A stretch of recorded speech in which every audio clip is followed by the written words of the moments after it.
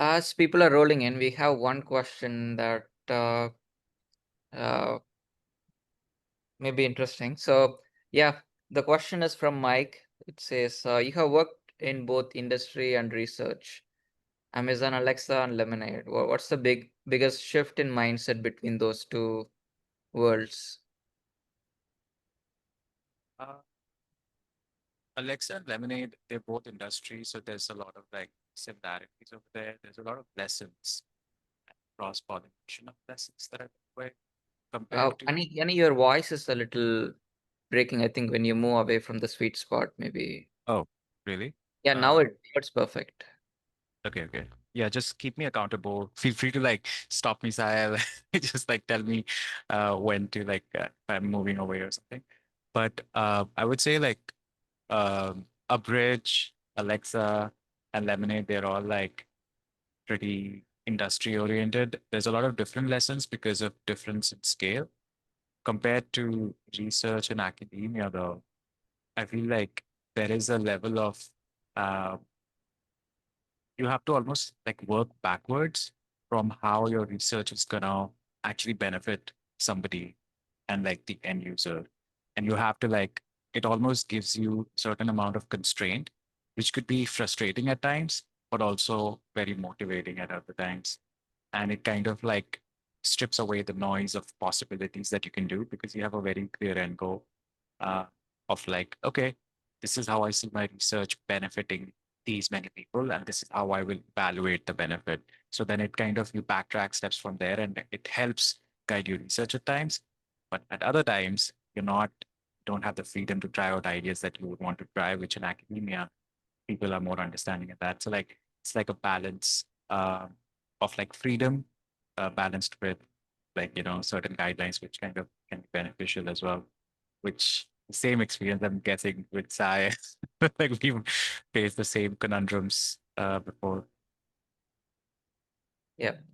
Also, now you're on slightly on the farther end where you have to evaluate which research you allow your uh, co-workers or employees to pursue. Now, yeah, maybe from that perspective, give us a couple of points. Uh, Life's come full circle because I realized how much of a tough time I was giving my bosses, uh, like back in a bridge or Amazon Alexa, because I can see how they are trying to like steer the ship in a particular direction, and I want to take it in another direction. And so now the tables have turned, and I'm on the other side. So like, there's a lot of empathy there. The way that I, at least like, because I have a lot of empathy there, and I was struggling with the same ideas, the way that I try to like at least guide the ship over here at Lemonade is that I lead with empathy in the sense that I am much more open than sometimes maybe my managers or other people that were guiding me may have been. I don't know, where I just give people who are working on my team because they are like these are like intelligent people who probably know more than me, right? So I just give them all the variables. I tell them that this is how I'm seeing the landscape from my perspective. This is what we need to do. These are our goals. Now, what are your ideas? And then we kind of work together. But I let them come to the conclusions that will benefit us because sometimes I am wrong too. I try to be like open to that. It's, Awesome. it's hard at times. Yeah. So, was there any particular, I don't know, maybe like give us maybe slightly more abstractly. Like, was there any particular instance when you had to say no to some interesting idea or something that was someone was super excited about? How did you go about it? Yeah. Actually, I don't even need to be abstract. Like I'll cover it in the slides later where I'll talk about one of the research papers we submitted at ISMIR. ISMIR, ISMIR, is like the biggest search peer-reviewed conference in the world in the space of audio and music. And last year, their acceptance rate dropped to like the most toughest challenging acceptance rate in the history of ISMIR. And we got a paper accepted surprisingly while trying to manage product with search. There's a lot of like um, balancing that had to be done over there. So, like for example, working with my like the research scientist on the team and also the first author on the paper, Julian, uh, there were different architectures and models that we could have tried. And with like a little bit of more experience, you tend to have like an idea of like what will give the most ROI, so return on your investment, and investment in terms of time and money. And we are a small startup, so we were able to navigate some architectures with respect to that and reach an architecture that I'll talk about later, which actually ended up giving the best results and uh, like the paper getting accepted as well. Awesome. Cool. We can get started. Ani, I'll give a brief introduction and I'll let you take it over from there. Uh, so we have Anirudh Mani here. He's a close friend, and we work together at my first company and our first company in USA, Abridge. And we started working in Gen AI even before Transformers, like back in 2018, before the term even Gen AI existed. And Ani specifically worked on speech recognition and as well as uh, audio. There was one particularly interesting paper that we talk about, which was Anirudh's main, I would say, like one of the main contribution to Abridge was fixing transcription errors using just the language, which is what a lot of LLM companies, which is like the precursor to a lot of LLM applications right now. So after Abridge, Ani worked at Amazon in Amazon Alexa team, worked in speech recognition NLP, and then right now he's he's a co-founder. He's working on Lemonade Music, which is a software. I think Ani will do a better justice here. Software for music producers, um, and the software incorporates AI tools as well as other interesting features to make it easy for musicians. And yeah, this is Ani is easily one of the coolest friend I have since he's producing music now. Yeah, I'm just kidding, but he's always cool. So yeah, cool. Yeah, Ani, take it from here. Okay, cool, cool, cool. Uh, by the way, please feel free to like stop me at any point in time during this presentation. Let it be as back and forth and collaborative as possible. If you have any questions and whatnot. But thank you so much, Sai, for the kind words. We like, yeah, we go way back, and like Sai mentioned, like do our first job together. So learned so much over there and talk about a little bit about me. But to start things off, I want to do a little quiz with everyone. Uh, and what I will try my best, the way we do this is like we'll take a little poll. So you need to do is just type in the chat, and I won't be able to see it. So Sai, you'll have to tell me if it's A or if it's B, right? Like I'll play both the sounds, and you guys will have to tell me. And If there's, I'll just yeah, briefly tell to people like I have enabled chat for this timing, and we'll frequently enable and disable. perfect. But yeah, for now I have enabled it, so feel free to type it in. Okay. Um, so hopefully this works. Let's see.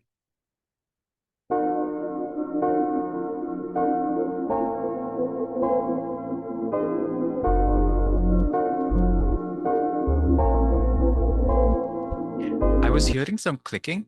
I don't know if you guys could hear some clicking as well. But you get the sound of like the pure piano sound, right? And I'll play the second sample and then I'll ask the question.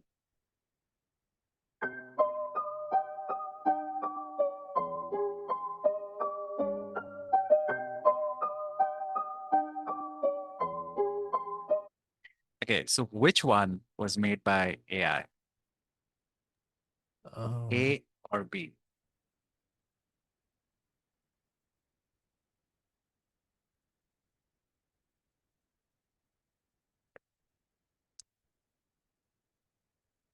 Sai, you're on mute, by the way. If you wanna, Sorry. Yeah. Yeah, I was just reading the answers. Think almost equally split, but more A's. Little bit more A's than B. Well, okay, okay. In this case, uh, B was actually made by AI, and A was like made by me, like in my music production software. So, okay, and but the idea is that it was pretty convincing, right? Okay, so let's listen to the second one, which is like a full track. So let's see.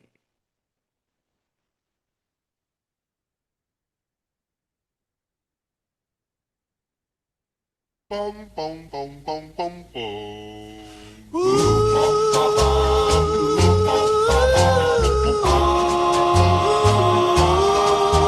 my baby, she's gone.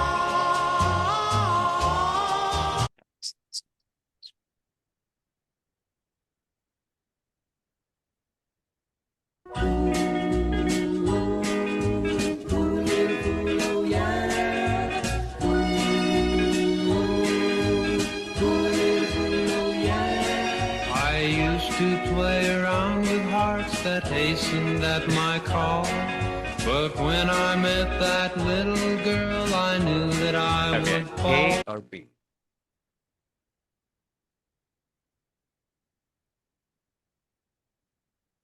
Okay, 4A, 4B's and 3A, okay, 5, 6, 7, 7B's. Oh wow. 4A. Almost equally split. As I'm saying B, it's like more A's are coming in. Track oh, Rose says track A is definitely AI.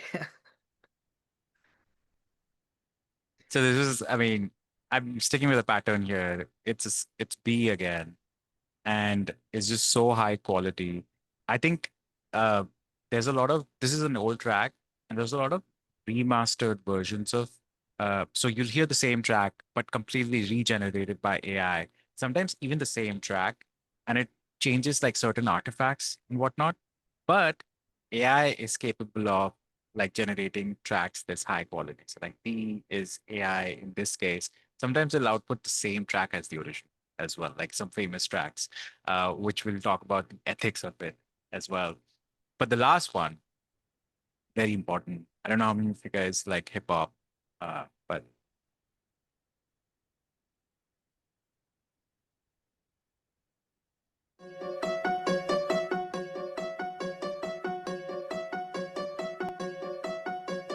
I came in with my ex, like Selena, the flex, bumping Justin Bieber, the fever, and left, she know what she need, or she blessed, giving you my best, yeah, I got my heart on my sleeve with a knife. so this is supposed to be like there's some audio corruption happening right now. I'm sharing sound through Zoom, but this will sound like Drake if it was playing at the original like pitch.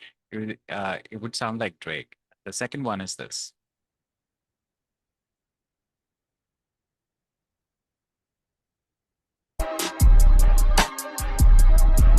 When it's cold where I'm from, yeah, I got enemies, okay. The winter's cold where I'm from, they try enemy. I swear the winter's cold where I'm from, they try to sentence me, okay. The Okay, quick poll, A or B?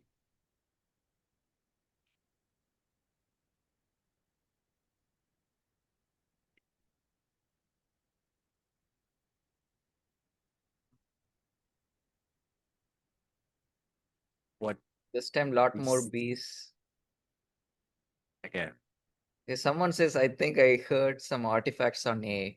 So I think, like you said, it's like the corruption problem, maybe. Yeah, the artifacts are coming from like me sharing through Zoom. I think maybe it's the quality that just not translating through. But this corruption is the same across all tracks, so hopefully that should normalize. But this was a trick question because it was both. Both were AI generated, and the Ah, vocals were like AI generated. So anyway, with that little quiz, let's get into it. Who am I and why am I blabbering in front of you right here, apart from what Sai told you about me? So my name is Ani, and I come from the city called Lucknow. in India, in the north of India. I grew up listening to a lot of Western music, a lot of Indian music. You see some of my early influences that I'm proud of, like Linkin Park and Jennifer Lopez. It's not embarrassing. I'm proud of it. I'm proud of the fact that I listened to a lot of Jennifer Lopez and picked up a lot of chord structures from there. Um, uh, and then at some point, I was always like carrying this dual identity of like doing music, playing keyboards in school, being part of the choir, um, like my school. And I was not just part of the choir, I would play keys in the choir as well to like help them out or just performances. And on the other side, I was just like naturally good at computers. I wasn't good at like a lot of subjects. I was good at like very specific subjects. But the common theme was like all of them just came naturally to me, and I would love to work hard on them. And like computers was like one of them for sure. Um, and at some point, it's like, okay, I have this dual identity. What should I do? But I chose computers to like be a little bit more responsible in the world and like go study computer science. And this was in India itself. And after that, I was working at my first job in the research laboratory of this company called Mu Sigma. And I got to work on a lot of like speech related projects, etc. And I was reading research papers, and that's when I got exposed to Carnegie Mellon and like the wonderful research environment that Carnegie Mellon had. So I applied and got accepted by one of my idols in life. So when I first started making music, I used to make music on Audacity. So if we were in a classroom or somewhere in a room together, I would ask you guys if you know about Audacity. So I started making music because of that.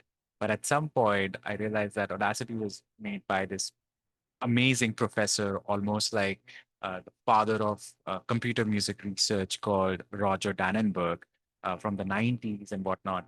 So he was at Carnegie Mellon, and I applied and I got accepted, and he became my advisor, and he accepted me to his program, etc. So I got to go work with him for like 2 years, write my thesis with him, write papers, defend my thesis and whatnot. Right after that, I started working as an AI research scientist, research engineer, research scientist, um, sort of similar profiles with a bridge where, like as I mentioned, I was working on a lot of speed stuff. I was craving more research, and I got into Amazon's Alexa team, where I got to work on fairness research as well. So like it was a two-member team, very research oriented, where we would make sure that these devices, Alexa devices, wake up when you say the word Alexa. But not just that, my research focus was to make them wake up fairly across different accents, across different noise environments. What may you imagine? Like, so we had to identify these biases and make them more fair in actual settings. And at some point, so all this while talking about dual identity, all this while I had been like experimenting with music models on the side anyway, like and so like I would be making music, but also just experimenting with these models. And I happened to cross paths with my co-founder MJ, who was at Google at the time. I was at Amazon at the time. He's a rapper, also interested in music tech. He was already working on something. So we got in touch to make music, but we realized that we had a lot of love for music technology, and we ended up building Lemonade Music together. Uh, and Seeds by Lemonade, that's like our first product over there. So talking about Lemonade, uh, we are based everywhere. It's a completely remote team. We are a 6-member full-time team plus like 4 other people who are pretty much full-time. So like 8 to 10 people, depending on like, the things and projects that we are working on. Um, what we're doing, pretty much what we believe in, is like evolving creativity through AI. We build AI tools for music producers, so not in a way to replace them with AI. In today's world and the narrative of AI is going to replace us all. We truly believe in assistive AI. AI can like actually bring in a lot of new ideas, and it can be a helpful tool rather than a replacement. So our values are like we are artist focused and artist centric before technology, because all of us, these people that you see here, super talented, very technical, but all of them in some way or another are curating and like watering that artist within them first. Like me, I started with music first. MJ started with music first. Like we truly come from that empathetic artist background, and that's like one of our USPs, I would say. So art comes first before technology, and all of our even research papers, like we talk to music artists like every day, and it informs in our scientific decisions that we take at modeling level, and like kind of distill those feedback back to very technical grounding. So our values are around art before technology, ethical AI for music, and of course, very community driven. We're like super active with the community, talking to like our users who are also artists every single day. And it's just fun more than work, just spending time with them. So what is AI? Don't say anything. You guys are already aware of everything about the ML stack. So like you have the data. This is from E16C. You have the data at the bottom layer, you have AI infrastructure, you build models on top of it, and build apps on top of these models. So just keep this AI stack in mind as we discuss different technologies as well later on. So what is AI? We've seen that. What is music tech? Music tech is basically um, when you create music or when you listen to music, all of the technology stack that goes behind supporting it, broadly can be considered music tech. So back in 2016 to 2018, when we were working with generative AI models, like yeah, now that I mean, I feel old now because back then we were like working on machine learning. Like I was training GANs on audiobooks, just creating these experimental pieces which were yapping away at each other. Like I created this project where I deployed two GANs on two different mobile phones and they were talking to each other and it was gibberish and but it was so cool. And this is like 2016, 2017, where training GANs was a problem in itself with mode collapse and like whatnot issues that came with GANs. And so now we don't even use GANs for generative AI anymore. Like they're not even that good. But we were doing that. That's music tech stuff. Like all of the recommendation engines that go into Spotify to help support your recommendations, all of that is music tech.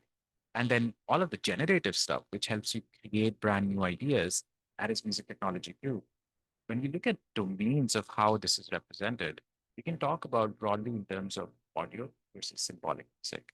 And that's specifically true for generative AI as well, generative AI and music technology. So audio, see the waveforms here, MIDI or symbolic is pretty much, think of it as sheet music. So the information around what no. So we'll dive into that a little bit and I'll give you guys more details. Uh, raw audio, again, what is it?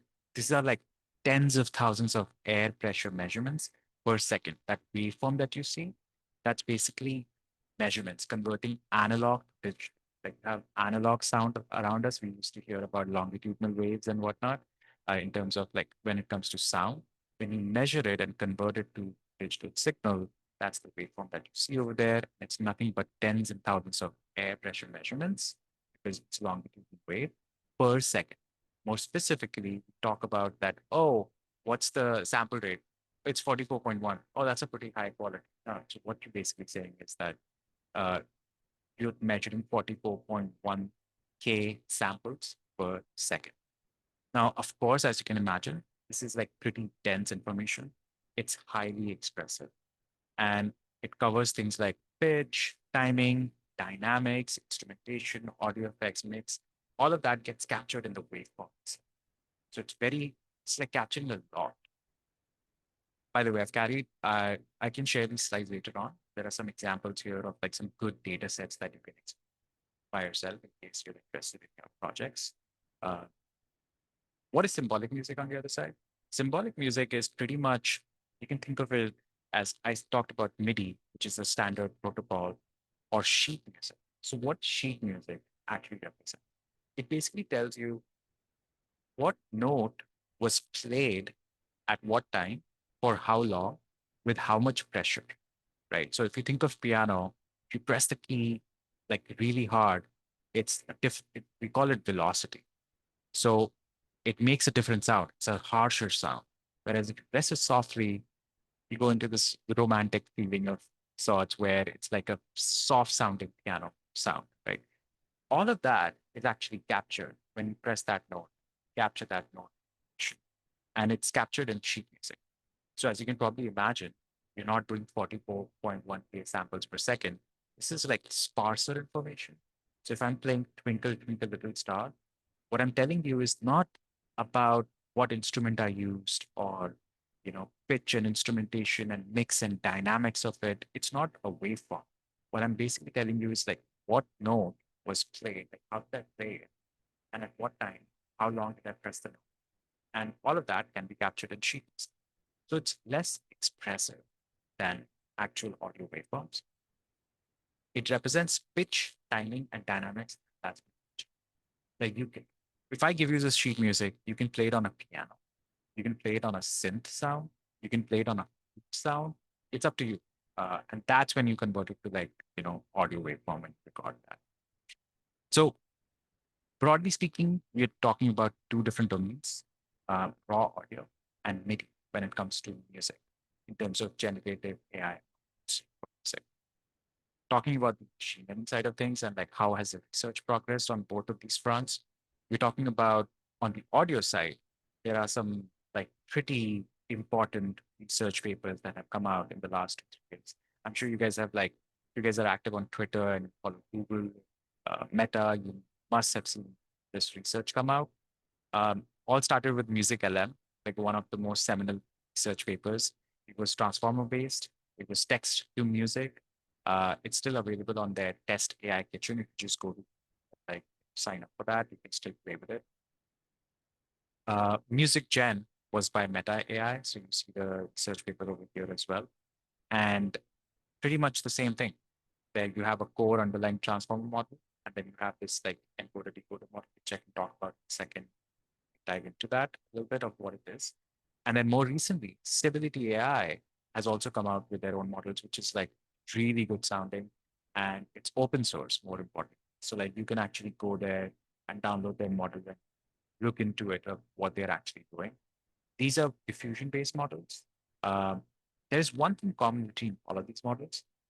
When you take an audio waveform, you have to convert it to an embedding space. So let me know if this is like outside the scope of like, what we're talking about or how much detail we want to go into. But essentially, you don't take your model and give it the whole raw waveform because there's just too much information. There's a lot of noise as well. Um, it's not compressed, like 44.1K samples per second. That's a lot. It's not even useful, all of it. So what you do is like you convert it down to a more manageable embedding space, which captures the essential elements of your audio waveform. And then train these models like transformers, which like we know about transformers, everyone knows about transformers by now, but if you transformers or latent diffusion models or any other types of architectures that you can think of on this embedding space, which is a little bit more manageable. And then the model does its magic. It outputs something else, again in the same embedding space, and then your decoder takes this from this embedding space back to raw audio wave. So we'll see a representation of that in a second. But that's how these models work. And like when you see this stuff, encodec, stuff wave to the vec word, that's exactly what I was referring to. That's like converting. These are all like encoder decoders that take the raw audio waveform, convert it to an embedding space, do your magic with your transformer models and whatnot, and then you convert it back to raw audio. So that's what the encodec and all of this encoder decoder architectures do. So like I mentioned, they're called tokenizers. So you can take basically their encodec for audio compression. And then you have like SoundStream, was released by Meta. Same thing. It does the same thing. It's a tokenizer. And the core model architectures that we're talking about here are pretty much transformers. And then talk about diffusion models. So diffusion models are super duper interesting. Diffusion models, you can think of them as the best analogy that I can think of is like, think of it as a sculptor that starts off with a blob of marble and then slowly chips away at it to create this beautiful, if it's a good sculptor, create this beautiful sculpture that can be like installed somewhere, right? But it started off with nothing, just a blob of marble. That's what this noise is. You start off with that, and then slowly at each and every step, you refine it to come up with your outputs. Diffusion model became very popular with vision, but they work extremely well with audio as well. So you start off with absolute noise, right? And then you slowly start like chipping away with it. Now, how does the model know how to chip away with it to like create something? You train it in a reverse way. So you start off, let's say I give you a drum sample. You start off with the drum sample, and then you start adding noise to it slowly, step by step, until you reach absolute noise. So the model has seen that journey and it knows how to like recreate that at every step.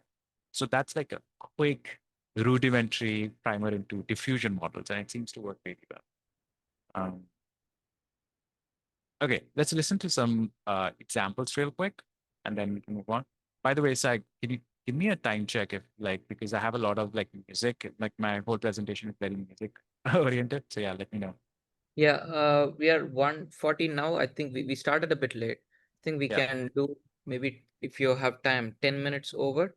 Uh, but maybe we can yeah, we can keep checking along and I'll give another Okay. time check 10 minutes here. Great. Okay, cool. So I'll play two samples here. One, I'll play like music LM. So let's listen to this.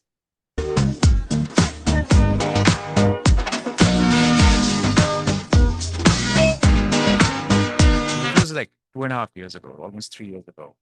Uh, this was music LM. Let's listen to Refusion, which came out later as well.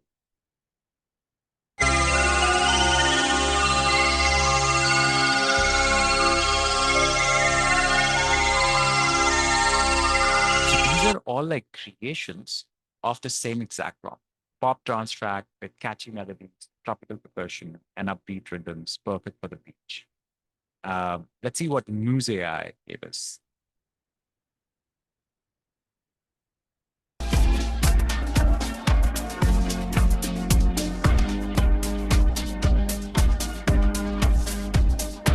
It's like, okay, right? I mean, back then it's like, wow, this is creating tracks, like actual music, compared to what we have now.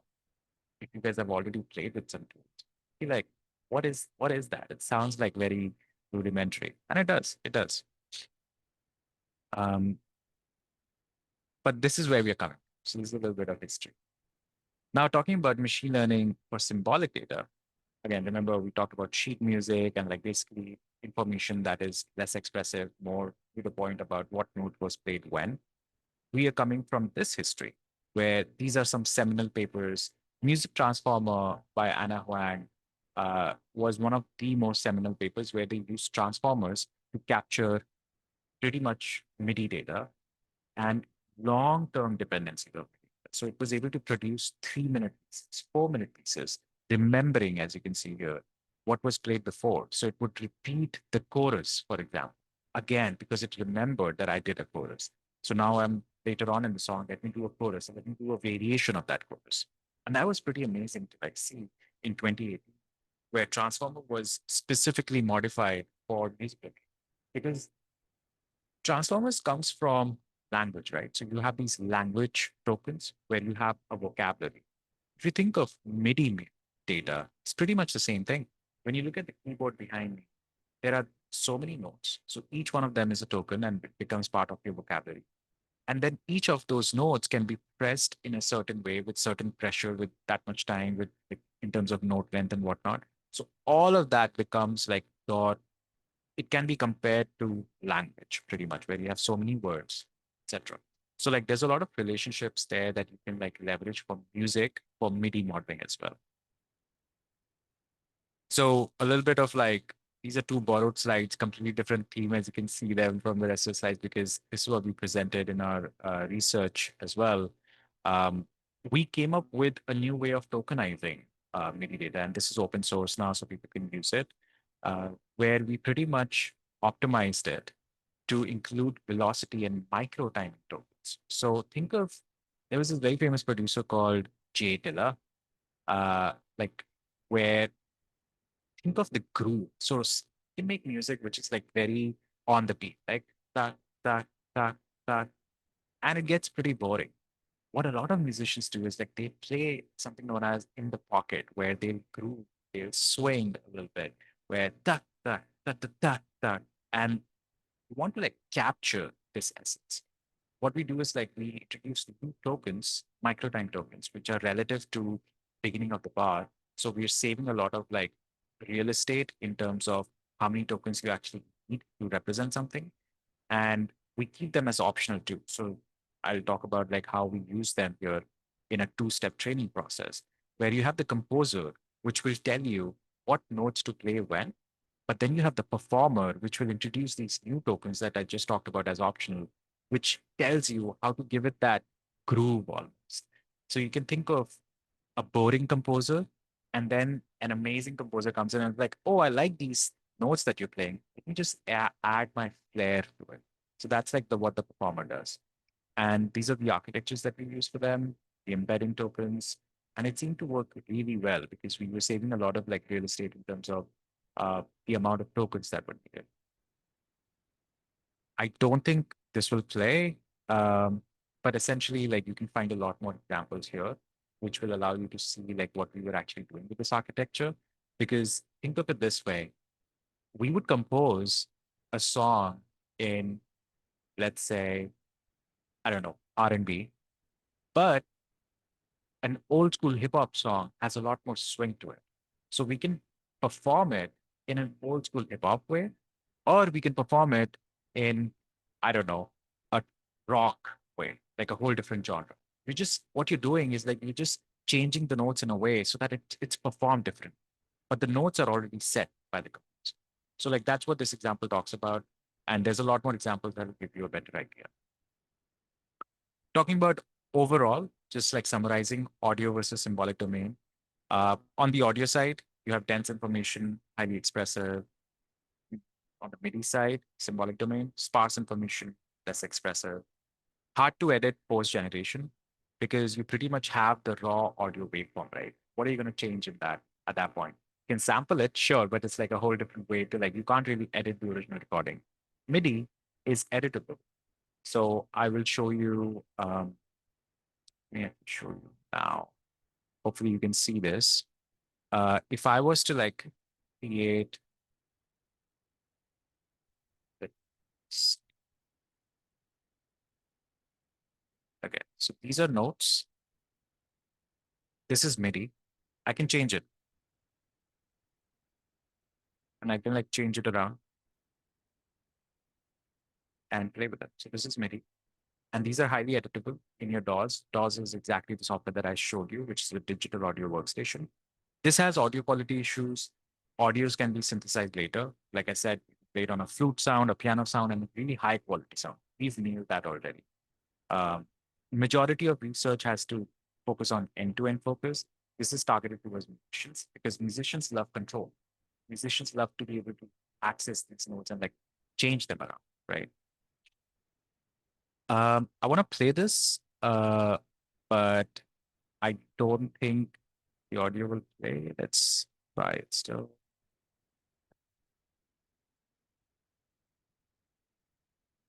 This was from our ADC talk.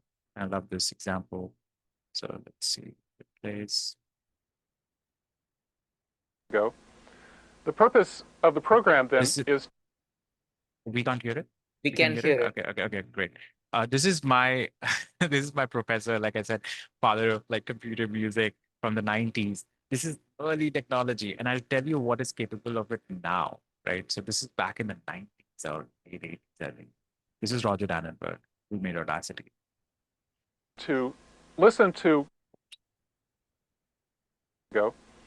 The purpose of the program then is to listen to my performance, a live performance of the solo part, and to synchronize the other parts and play them along with me.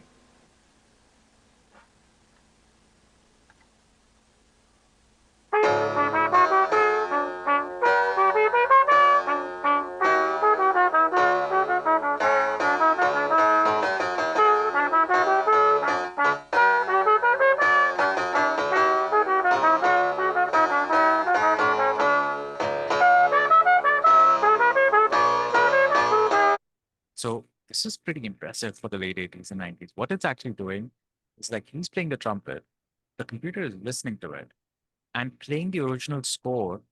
It's identifying notes and playing the original score based on where he is. And it's trying to like adjust. So in real time, it's processing audio and like trying to understand how to play the notes. Like again, symbolic stuff. This is today's day and age. MIDI? So it takes my MIDI and kind of finishes it, I guess. Oh, okay, here it is. Okay. So over here, this is his information that he gave it to the AI, right? It is his MIDI or sheet information that I talked about. And then this algorithm, one of the algorithms that I showed earlier, one of the papers, music transformer and stuff, it generated new MIDI information on top of listening to this.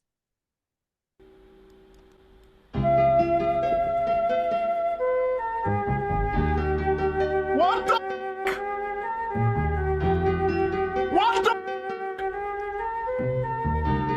What the? So this is just like it was just yeah, so that's where we are at right now. I talked about ethical AI. This is a really important topic to think about as AI practitioners.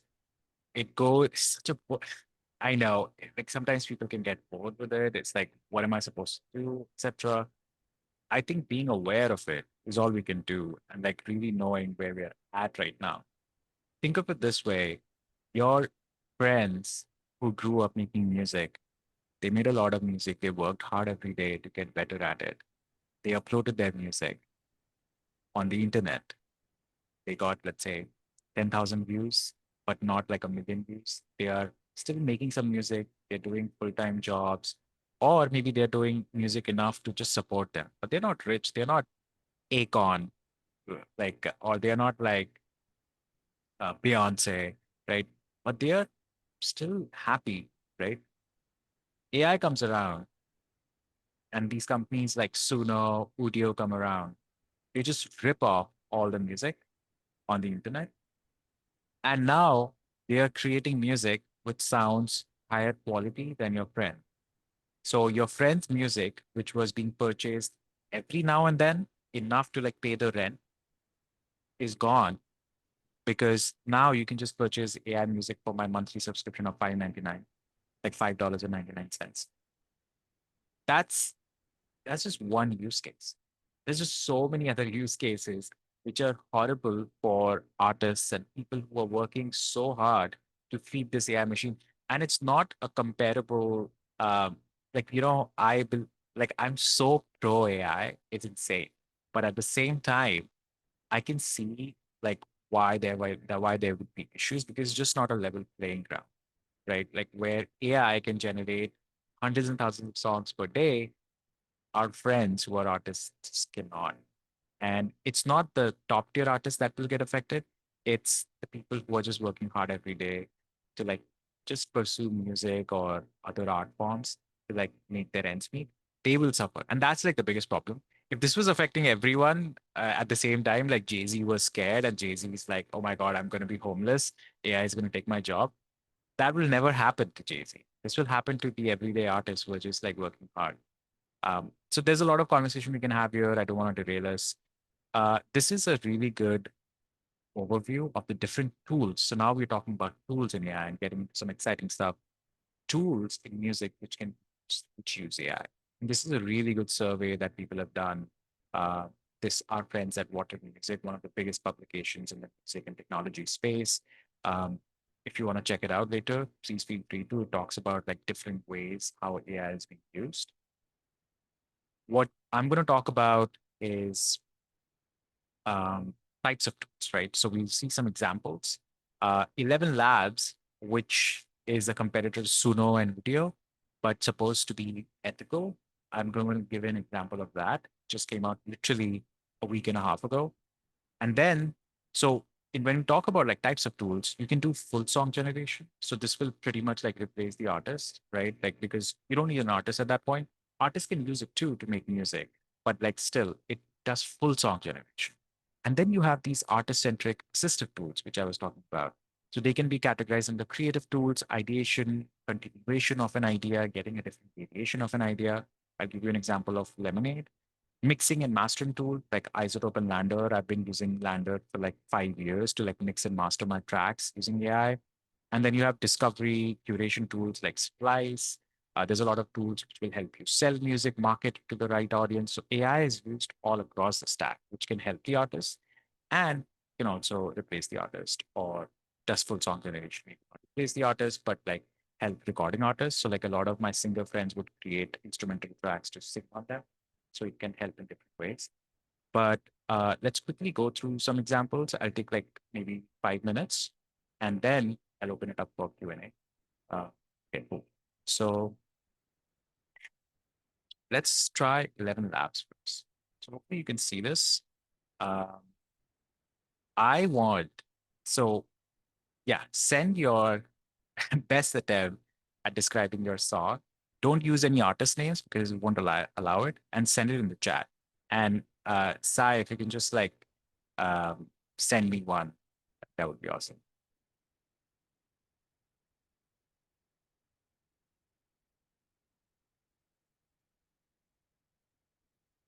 Okay, I can see the chat. Yeah. Okay, I have enabled the chat just now. People start typing, but the one thing that I typed in was like sad but victorious, like background music. Wait, It could be a song, this is so complicated. Sad. So somebody's sad, but but, they won. yeah, exactly. Yeah. What Maybe at a crossroads? big cost to them or something. No. Oh, okay. Let's see this one. It may not work. It didn't work yesterday. This is still new. So let's see. Did work. Wow. This is, by the way, this is iconic because this is the first time you guys have seen actually make this work with 11 labs. My friends have been like talking about like how they love how it divides it up into sections. So we listen to it together. Let's see.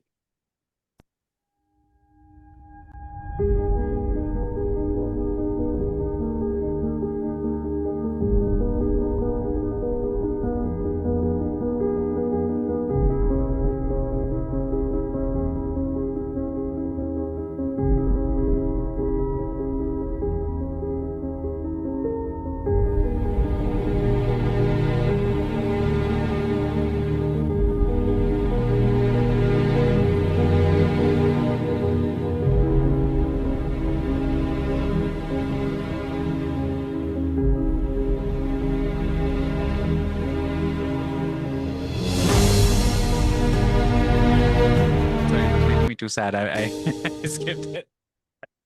No, no, no. To my Skip it. non-music musical ear, that sound like it perfectly fit the prompt. Okay, that's good. That's good.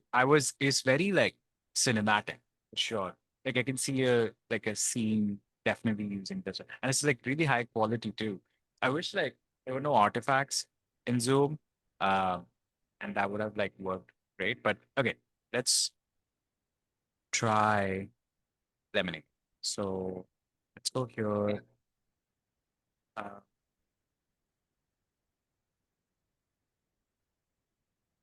can you hear the beat? We couldn't hear it.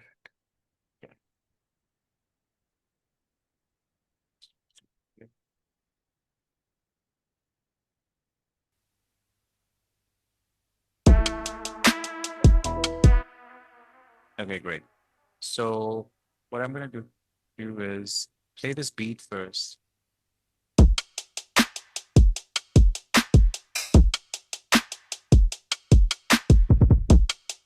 So I made this drum beat. It's just a simple drum beat.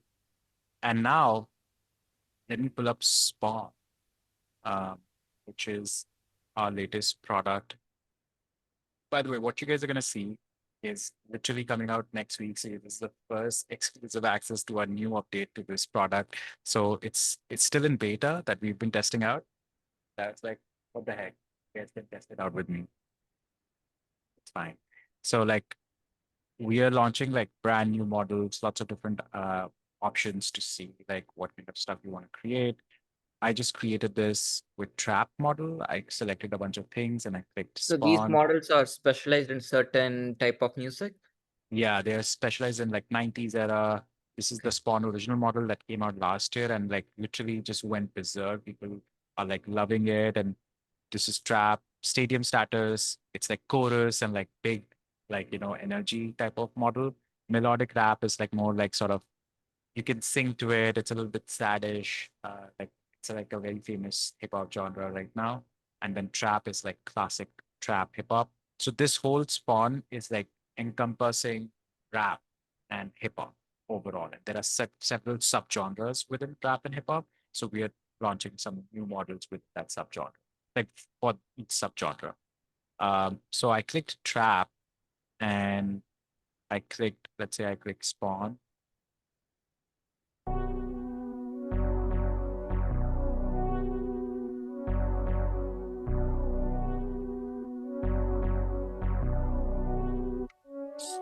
So as you can, so I mentioned like how these are like ideas, starting ideas that these are assist tools.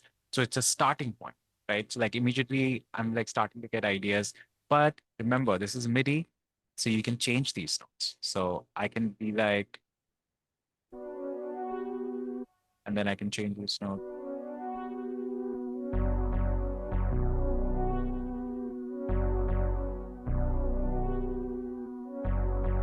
And I can change this here. And then I can keep like changing it. I can change sounds as well.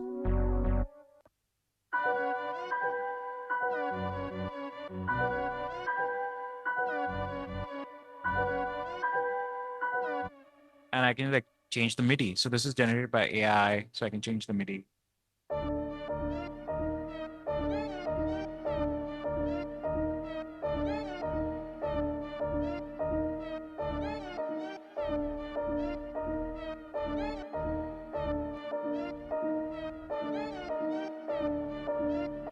And then I can put a drum beat on it.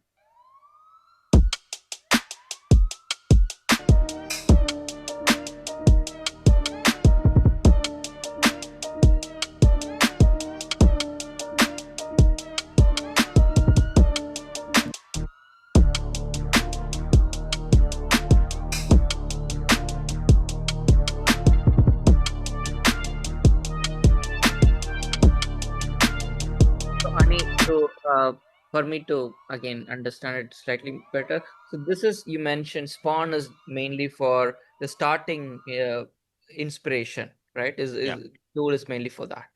Got Yep, it. exactly. So Spawn, like you can start off with like starting inspiration and you can play with it, right? But then you're like, you have a singer in the studio as well. So you can like keep switching it around. So like,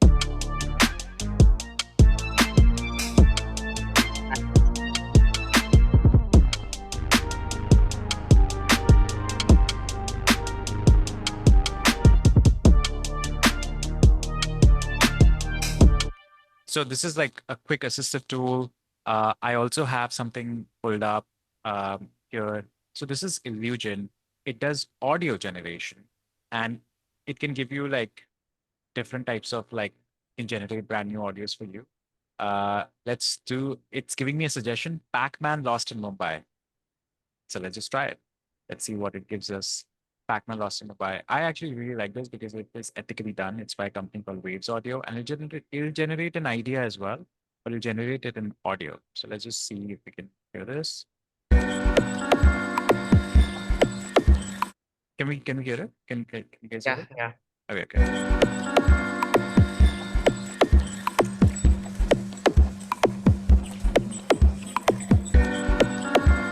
I don't know what that means.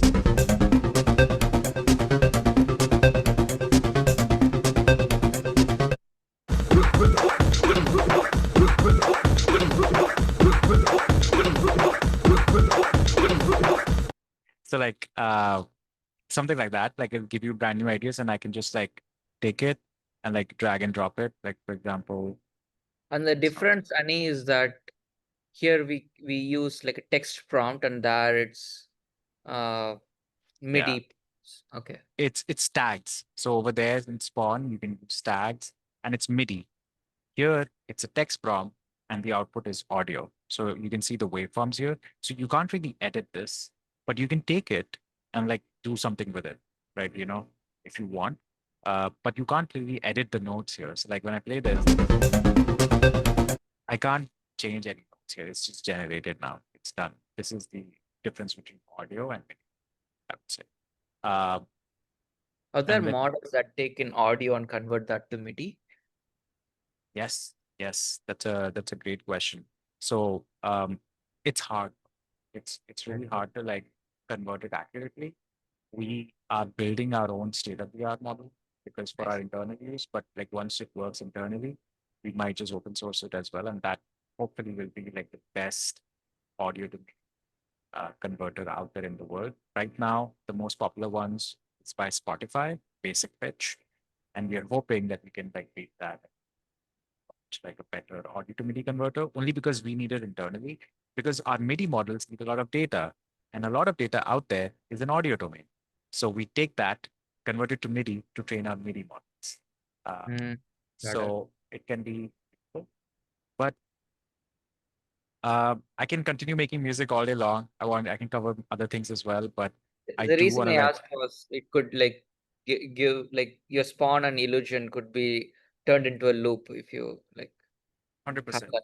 Yeah, nice. 100%. Like if it's accurate enough, then you can like but that's the challenges of like audio. You can't convert it to MIDI straight away because some of these things are not even notes.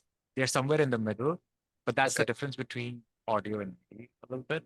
Um, with certain things in audio. For example, that audio generator can generate a siren, but Yeah, there is no specific note for a siren. got So it. you can't convert it to sheet music. Okay. You can put a like some, but it's just hard. It's just not straightforward. Like some effects, like somebody's laughing in the middle of playing piano, and that's part of your song. How do you encapsulate a laugh in MIDI? Got Uh, it. but that's in audio. So there's advantages, pros and cons to both. Makes So like sense. that's why producers work with both. But the idea is absolutely right. Us, we're trying to be multimodal. And with being multimodal, that would mean not dependent on just audio or just video. So yeah, you're right. Awesome. This is amazing. And before we go into questions, we have a lot of interesting like comments in the chat. Like everyone is saying like it's amazing stuff. And Francis, sorry for butchering your name. Francis Genkach says if you are coming to Kenya, he wants to organize a in-person fire chat. Uh, I would love to. I would love to. Whenever I'm there, I'll definitely hit you up. So whatever is the best way to stay connected. Sorry, I'm not good with keeping my socials here. Like a more professional me would put my LinkedIn here, but just please find me with the same name. Let's just connect on LinkedIn, and whenever I'm there, I'll definitely post about it. so let's get into questions now. Uh, yeah, the first question by Mike. Do you think RAG? So our boot camp money is like RAG based boot camp. So the question is like, do you think retriever based methods could be helpful in uh, music generation as well as to remember some like cultural context or music traditions, styles, some rules, right? So yeah, It's one of the most promising ways right now. I didn't even talk about this, but we are pretty much forming our niche in the MIDI space. Like we are one of the like un- so this is not like because a lot of big companies don't focus on MIDI, don't focus on symbolic music for a lot of different variety of reasons. But we do, and we do a lot of research in that space as well. So it just happens because we spend so much time. Our models are like one of the best that you can use for MIDI. And internally, we've taken it to the next level, which we've not even released as products. But even though we are so focused on MIDI research and MIDI, we've been running research on audio as well in a way that can be, again, useful and assistive to the artist because it's like one of our core values. We don't want to do full song generation. And what we are finding within that, for example, for drums, I've been like trying to like create this Afro beats mod or like drums which we create like Afrobeats music just for drums, like because I want to use, let's say, Afrobeats. But if I want to like create a trap drum kit and those sounds and use it in an Afrobeat setting, I do want to give the model a lot of references, right?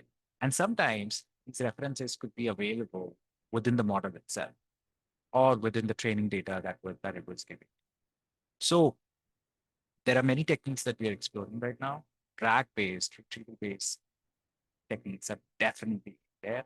Because what we are realizing is that with the different models that we are working with, because we are also working with models for audio generation, giving it those references like retrieval based generation actually leads to higher quality sound and closer to what the user was expecting. Because and another flips the other side to this is like with music, it cannot always be captured in words, but it can be captured in references and feelings, which can be used as proxy for feelings.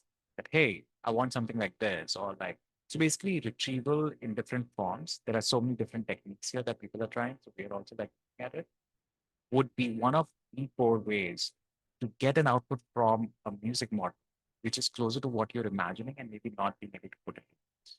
But yeah, so the short answer is yes, the long answer is that.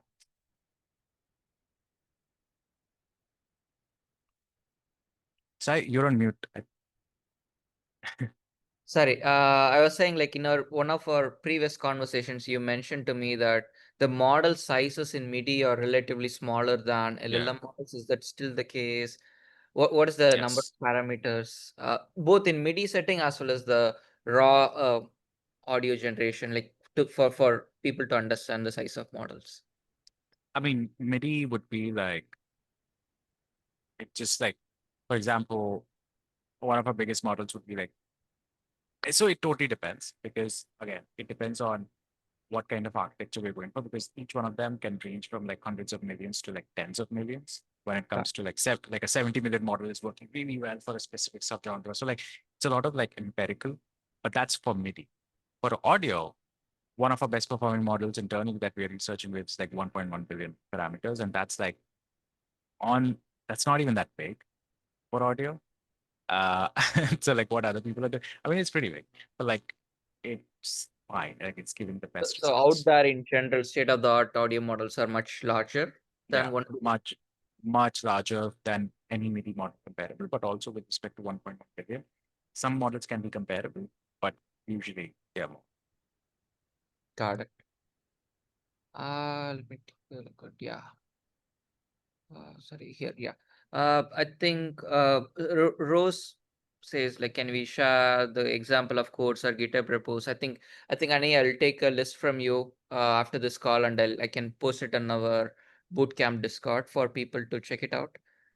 Yep. Um, yeah, and there's a question from Shalom which says, how do you create sound platform like Spotify for vendors to start adding their music? I think Shalom maybe add more context. I'm not fully understanding your question. Is if the question is about software building or AI generation vendor, can we add some more information there? Yeah, one more question from Mike. So the question is, so Mike has a slightly more information there. So he says for instrumental music, no question, but I believe the sole joy in music comes from culture, society, experienced emotion, and creativity. Don't you think it's hard for AI to get those and still get people's heart with magic touch? Um, yeah, add more context. I think that's like a Uh, so you're, I think you got the essence of the question right, Ani. So can the music, AI generated music? I think you can answer it two ways, like assistive AI generated music as well as like completely AI generated music. Can it get the cultural and the emotional context? And can people start loving them? Yeah. I mean, I used to have like very strong opinions about this. And when you ask me that question that can I believe the soul joy in music comes from culture, society, experience. emotions, creativity. Couldn't agree more. I think when we relate to some music, we also relate to the artist. It's another human experience. It's relatability. That's how it's right. Completely could not agree. But so when you ask me, like, don't you think it is hard for AI to get those and still get people's heart with the magic touch? For sure, I think so because I am like you. I'm in the same boat. But I think very soon, like more recently in the last 1 to 2 years, I've started to kind of come to this conclusion that I don't think that's true for everyone. Uh, like I don't know, and I'm humble enough to just be like, I don't know. I don't know if it's capturing cultural and it touches people's heart or not. It's up to the people, and every person is different. Like you'd be surprised. Like I used to think that who will listen to AI music? There are people out there who are running, listening to music from AI and feeling motivated because it's giving them the right amount of beats. That's also an emotion, right? Like it's not just always the romantic emotions and like the happy emotions, but like also emotions of like power and go hard at the gym. That's also an emotion. People are relating to that. So I've come to realize that I don't know anything. And all I'm doing here is just like working with humility and letting people decide their own because every human being is different and they have their own connection with music. I sometimes I sometimes I hear people say that, oh, I'm not into music.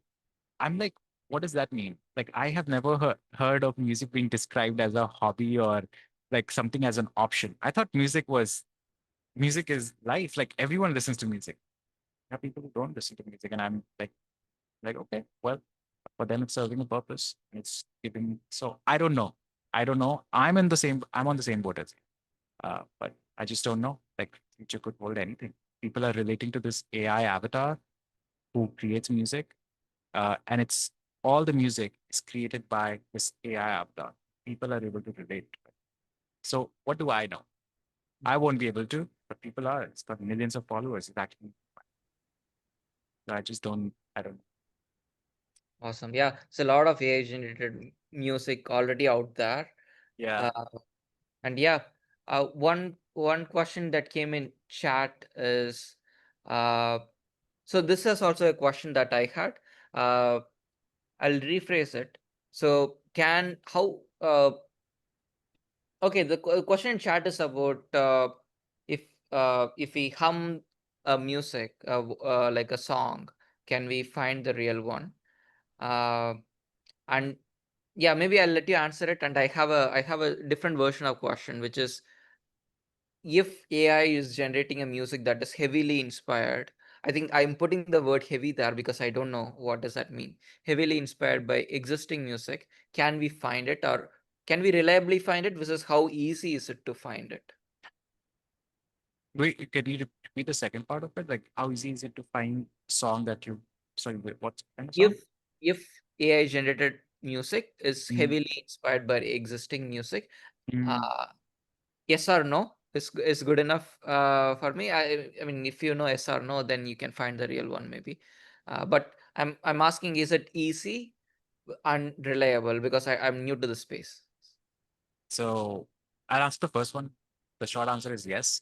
Um, it's called Query by Humming. It's actually patented technology. I think it's by SoundHound. I think it's already in their app. So if you click on SoundHound and go there and actually hum in it, you can song. I believe it's already there. Shazam or SoundHound, one of them has the patent to it, or like maybe it's over now, the patent timing of it, but it's called Query by Humming. It's already there. Second question, what you hit, uh, you hit the nail on the head on a very hard research problem right now that companies are farming and picking up millions of dollars, which is the problem of attribution, which is to say that when an AI generates a song, can you map it to the influences that it had? Because there are multiple uh, impact points of it. So first of all, you're able to see if AI is just like copying over some stuff or is it actually truly creating stuff. Second of all, those artists that influence that AI the most, and now this AI is making music, they can get compensated, right? So it's the problem of attribution, where you're attributing an output of an AI model back to parts of its training data. And that is one of the hardest technical problems to solve right now. there's a lot of like I would say so water and say attribution, how AI attribution actually works. So I would say please try out this. Actually, I'm not trying to like plug ourselves, but they mention us as like one of the leading companies in the space as well, trying to like do research on this. But it's free. You can watch this YouTube video and how music AI attribution actually works because its impact goes beyond music. It's just attribution. Like, because attribution will help a lot. It will help original artists still get paid from the outputs of the AI model that was trained on their stuff, right? So if an AI model is generating a lot of like hip hop stuff, like a specific producer, and that's going berserk out there, the original artist deserves to get paid because it influenced the AI in a specific way. And so AI attribution can like help with that. So there's a lot of details here, but Sai, that's a great question. It's very important. That's all. Awesome. Uh, cool. I think that's all the questions we had. I think there are a couple of more questions in the Discord in my DM, but we can have those later. Thank you for staying over, Annie, and coming to our talk. Ifani, our co-founder of NSK.ai, is also a musician, and he had a NGO, separate NGO on music, uh, like local artists getting together and playing music as well. A lot of music in the culture in NSK.ai as well. Wow. Uh, well, yeah, yeah. Ifani, if you want, just jump in. Yeah.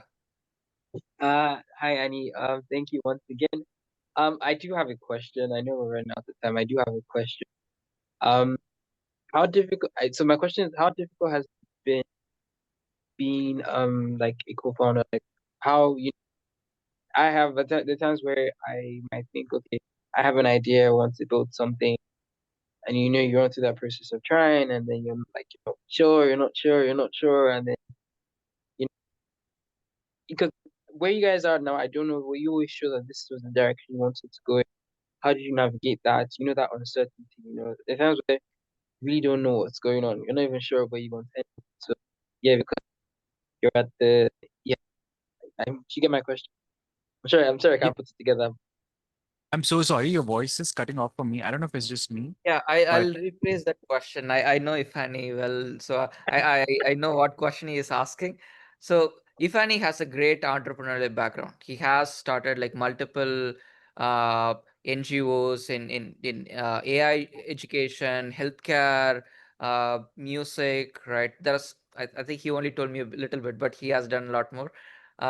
So he asks me these questions, right? Like, how do you, like, if you have an idea, how do you convert that into an actual company? You have so many uncertainties, you have your own doubts in your head. So how did you come up with it? Is there any couple of learnings that you have that you can that might help people like Ifani, right? uh, yeah. So I have to be very careful with this because I, I like this is a very like one of one kind of an answer. Like it might just apply to me, right? So please take whatever is useful to you. Because I'm not the entrepreneurial kind. I'm not the founder kind. Sai knows me. I don't think he has ever heard the word entrepreneur from me in all these years until I actually did it.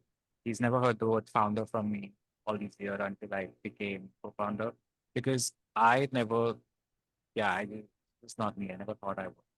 Uh, I just was focused on doing what I love to do, which is like building AI models, AI research, and almost to the point where I don't like I'm so adamant on doing what I like to do. Against I has seen me even during the abridged days. Like I just have like insane sort of will to just work on things that give me energy, just like abstract questions and like doing research.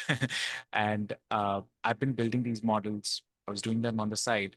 I was just focused on it. I just happened to cross paths with somebody who was also interested in it, was taking care of the business side of things, sales, etc. And I found that this way, like the Lemonade way, is the only way I could do what I liked, which is AI tooling and the latest research, etc. And so this is a path that kind of emerged while I was just trying to do what I was trying to do. And I just focus on that even right now. So maybe that's why it's a little bit like easier for me because I'm a little bit like in other areas of life, I'm just delusional.